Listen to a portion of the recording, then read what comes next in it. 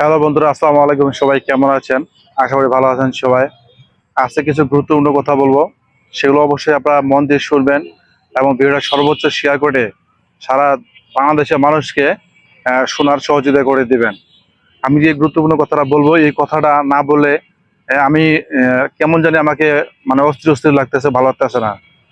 তো আপনারা জানেন বর্তমানে বিভিন্ন কান্ট্রিতে বিভিন্ন ধরনের গন্ডগোল চলতেছে, গ্যাঞ্জাম চলতেছে।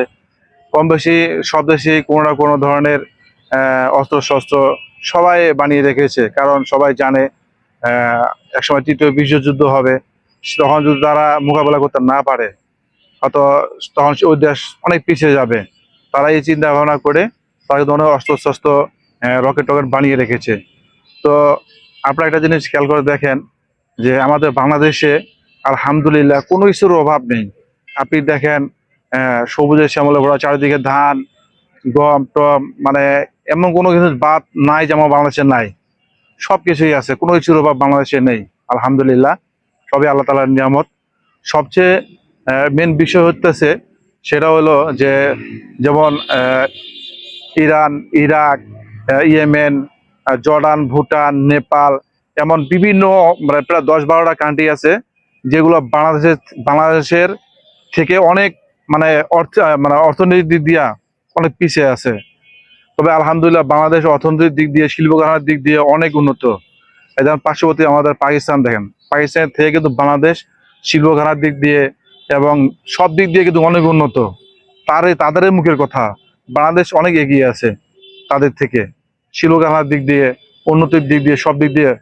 তো যেমন পার্শ্ববর্তী দেখেন আমার ভারত, তাদের কিন্তু গার্মেন্টস সেক্টর আছে, গার্মেন্টস ফ্যাক্টরি আছে, তারাও ওদের আছে।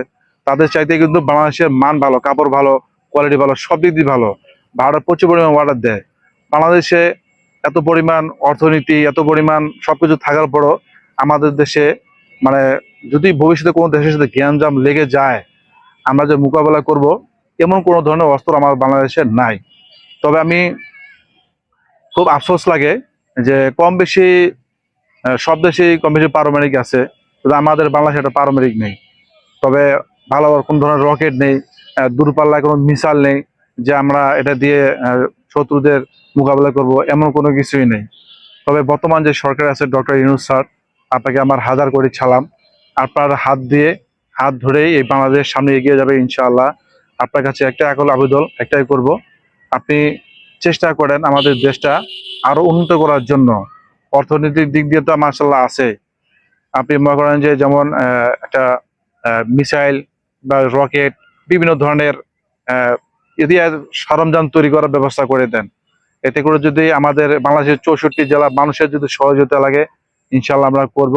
আমরা চাই আমাদের দেশে পারমাণবিক থাক।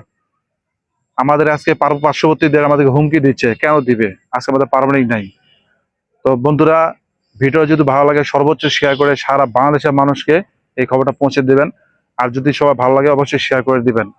তো সবাইকে ধন্যবাদ। আসসালামু আলাইকুম।